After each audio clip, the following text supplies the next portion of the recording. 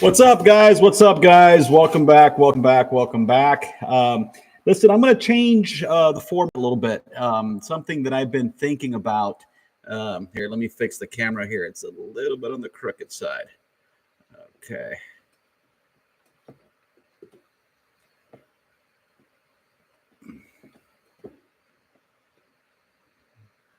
Oh, no, it is what it is. All righty, guys.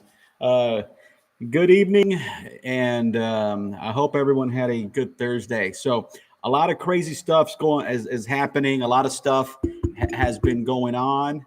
Let me just make sure that audio, and it looks like audio is good. I think we're good. Alrighty, so guys, a lot of crazy stuff happened today, right? The whole UFO, UAP report that NASA put out. Listen, it was absolutely. It was depressing. Not depressing. Let's be real. I didn't get depressed by it or anything, but it was definitely it was interesting. Let's say that. Okay. And first of all, if anyone's on there, and I don't know, the truth is I'm kind of new to the live streaming stuff. We've been posting a lot of content, but it was always pre-recorded. We're just gonna dabble with the live streaming stuff and see if it works. All right, guys. But I got to tell you, the NASA UAP situation, I got to tell you, folks, it was very disrespectful to the cause. NASA,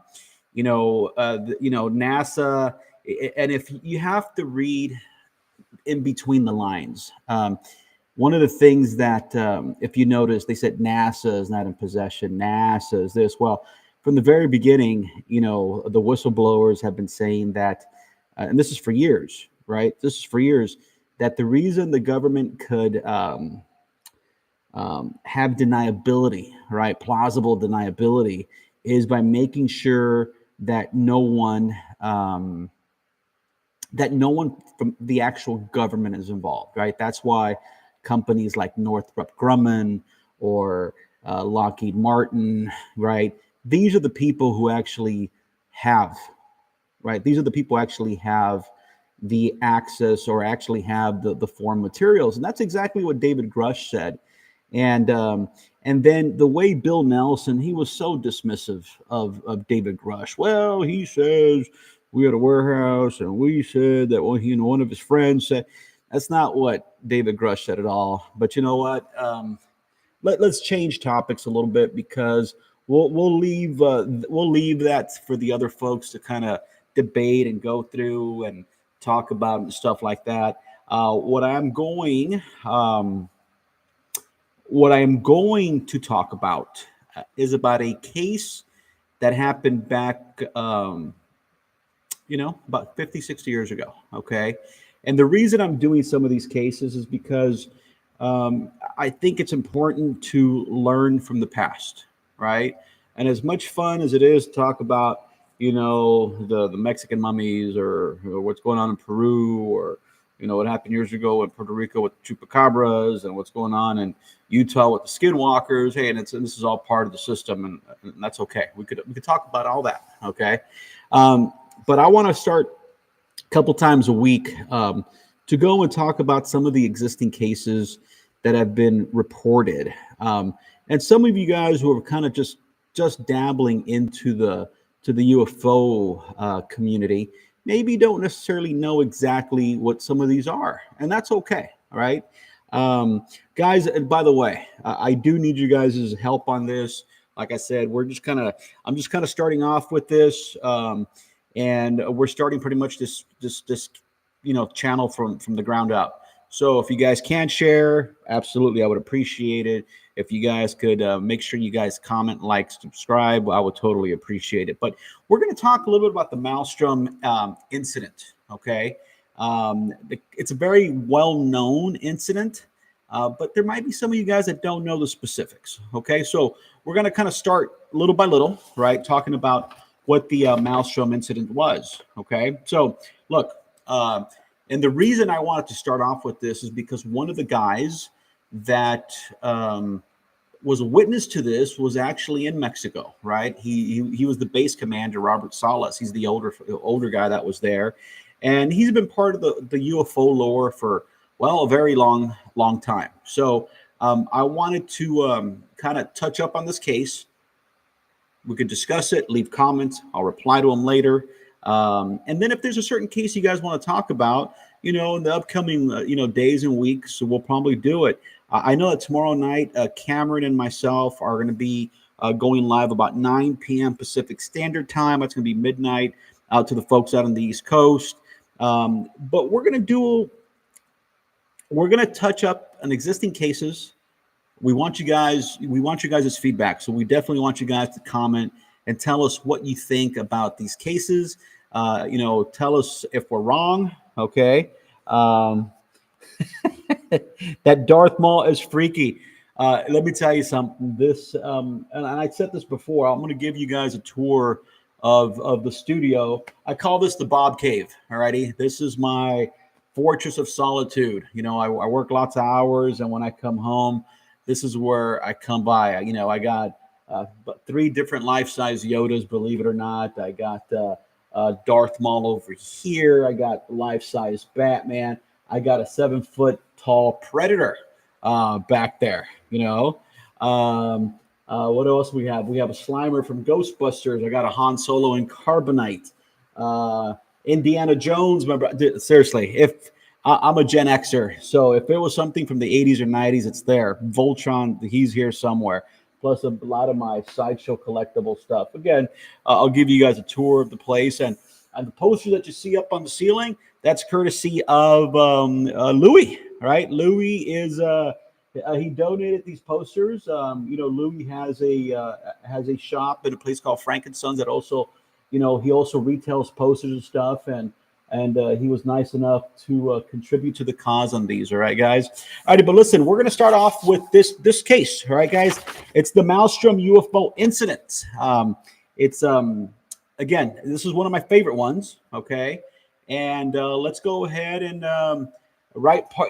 Pat. Listen, yep, I agree with you, Darren. And believe it or not, the Wright-Patterson Roswell thing is something that we will be addressing the upcoming weeks. Actually, that's one of the ones that I want to actually go and cover ourselves in person. I've been to Roswell a couple times. I was just at Area 51 about a year and a half ago, 2 years ago. And I plan on going again because I want to take you guys on the road, right? I do want to take you guys on the road. And I know Louis over at Nerd Report wants to do it as well. So it's going to be, kind of like the Three Amigos. There might be 4 of us, but you know what I mean? It's going to be us going out and about and covering some of these cases that are very well known.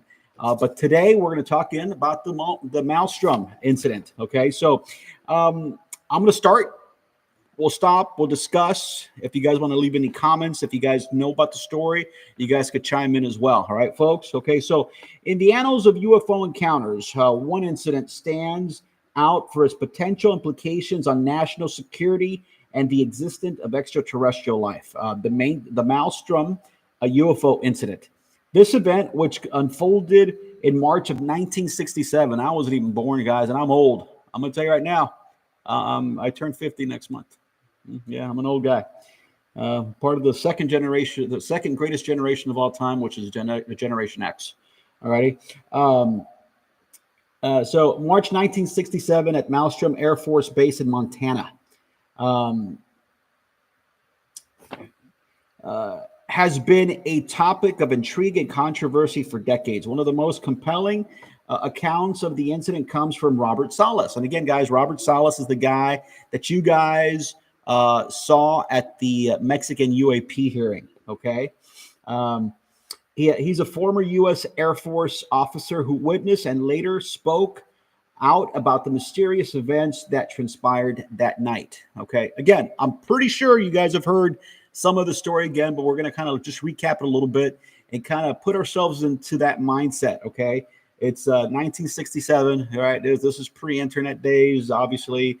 This is, color television just became a thing, all right, folks? It was at the height of the Cold War, right? So kind of put yourself in that perspective, okay? Put yourself in that perspective that, we were at the height of the Cold War. We were thinking about the commies and the Ruskies and everything that's going on. And listen, we were kind of in a we were kind of freaking out. I don't know if, the younger generations don't remember this, but for us that grew up in the 70s and 80s, the threat of nuclear war was serious. Okay. So put yourselves in in that mindset. This was only 22 years after, we dropped the A bomb, the atomic bomb in Hiroshima and Nagasaki, right? So again, very interesting, very interesting. Alrighty, so let's start to talk about the witnesses. The witnesses was Robert Salas, was a missile launch officer at Malstrom Air Force Base when the incident occurred on the night of March 24, 1967. He was on duty at the Underground Launch Control Facility, okay, responsible for overseeing a cluster of Minutemen international ballistic missiles armed with nuclear warheads. Alongside him was his commander, Fred Maywald, I believe is the way you pronounce his name, okay? So again, think about it. They're in these silos out in Montana, nothing around, okay?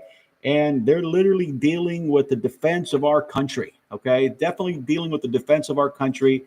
These guys are, literally kind of almost have the, their the finger on the nuclear arsenal, okay? The encounter.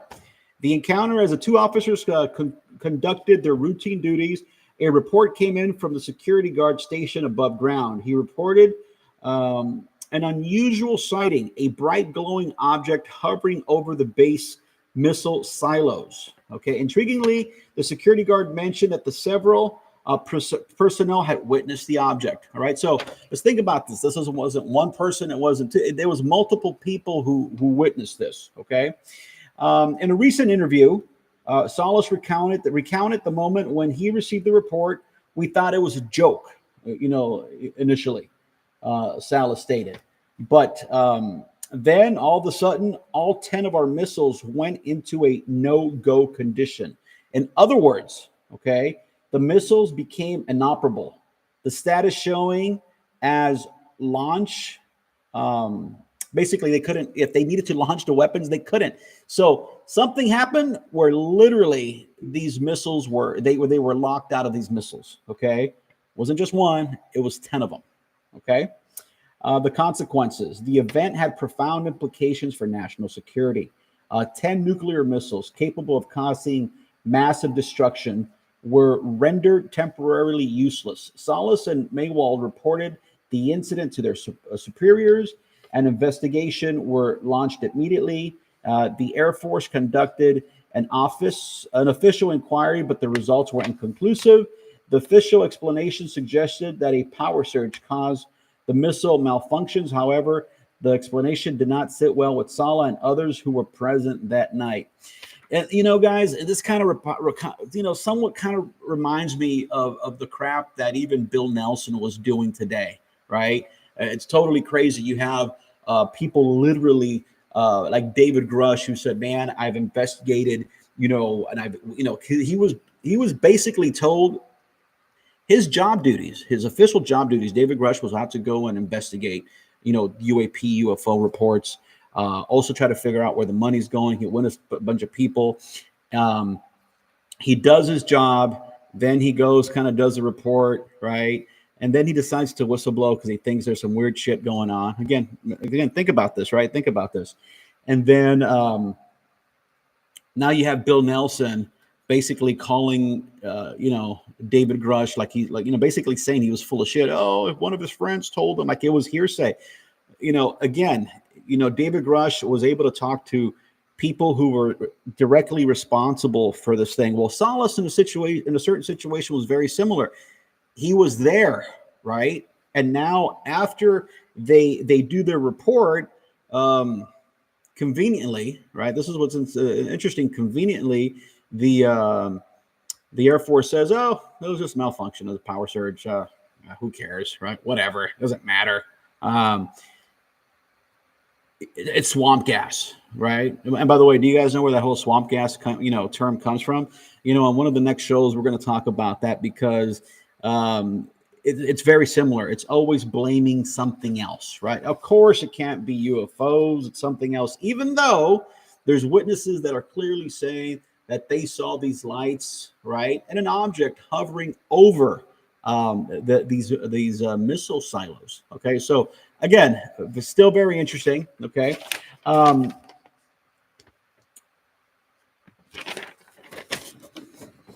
I'm doing it old school here. Pen and paper, guys. Pen and paper. I had to do a little bit of my research earlier today.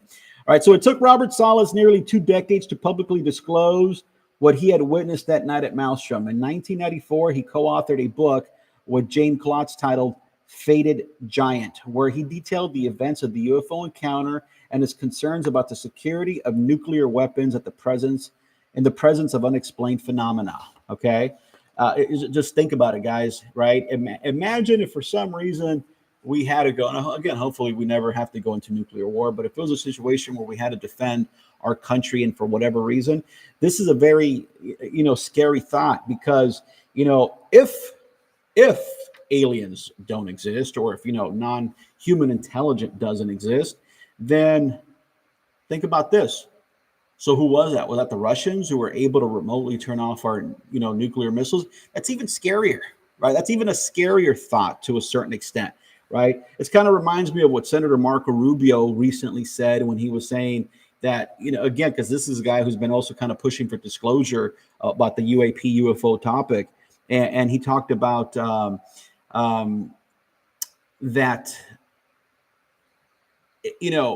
it's one of two things, right?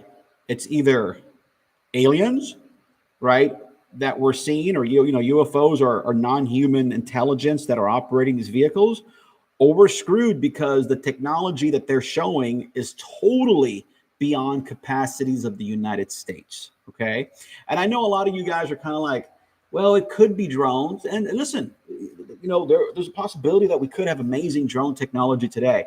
But we didn't have that drone technology back, in the 1940s when Air Force, pilots from different countries, whether they were German, French, or American, when we were seeing what they called Foo Fighters, right? So this has been going on for a very, very, very long time. Okay. Let me see what Vic is saying. Vic says a Grush seemed to be unknowingly a pawn in a larger play, just a conspiracy level thinking. Listen. There's some stuff that was reported today. Okay. Some stuff that was reported today. So we're going to go ahead and we'll talk about that here soon because some news is breaking with Tim Burchett and about another UAP hearing. And they're talking about taking David Grush finally into a skiff. So some stuff is developing. All right, guys. So I'm a little excited about that I think that we will have some more, Give me 1 second here, guys. Let me just fix something real quickly here before I end up losing some power here, guys. Hold on.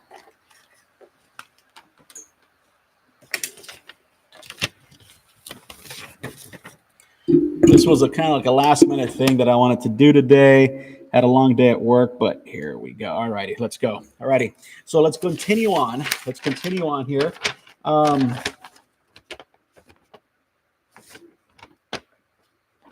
Salas, along with other military personnel who have come forward, contends that the official explanation falls short of explaining the simultaneous disabling of multiple missiles. He believes that the incident was not due to technical glitches, but rather a deliberate act of interference by an unknown and highly advanced presence, which may be extraterrestrial. Oh, God, let's see. Something happened here. Something happened. What happened? Good. Can you guys hear me? Woo. I promise you, it ain't the aliens, guys. It ain't the aliens. Give me here. Give me a second here, guys. I think it's dragging here.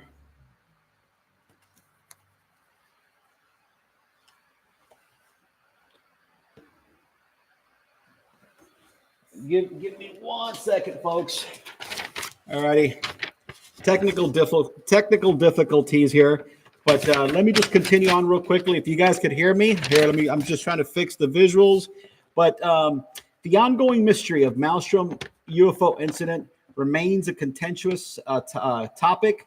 Skeptics argue that there may have been other explanations, such as a coincidental technical malfunction. However, Salas and those who are there who share this perspective continue to assert that the incident defies conventional explanations. Okay. In conclusion, the Malstrom UFO incident, as described by Robert Salas, raises significant questions about the nature of the phenomena and the potential implications of matters of national security. whether one believes that it's an extraterrestrial encounter or not, we got to figure out what's going on. Yeah, you know, let's see if I could try to fix this, guys. Just bear with me a second here. I'll be right.